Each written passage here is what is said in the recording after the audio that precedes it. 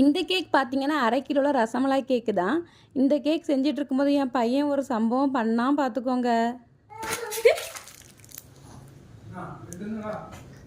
நல்ல வேலை, ஃபோனும் தப்பிச்சு கேக்கும் தப்பிச்சு.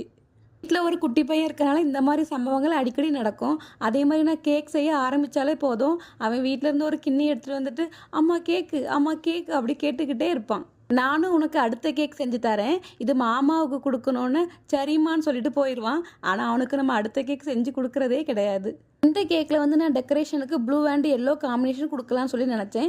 அதனால வந்து ஒயிட் சாக்லேட் கூட கொஞ்சமாக ப்ளூ கலர் சேர்த்து ஒன் சைடு மட்டும் ட்ரிப்பிங் மாதிரி போட்டு எடுத்துக்கிட்டேன். வர சென்டரில் வந்து பிரைட் டிசைன் கொடுத்துட்டு எப்போவும் நம்ம ரசமலாய் அப்படியே தானே வைக்கிறோம், இந்த டைம் க்ரஷ் பண்ணி வைக்கலாம் சொல்லி க்ரஷ் பண்ணி வச்சேன்.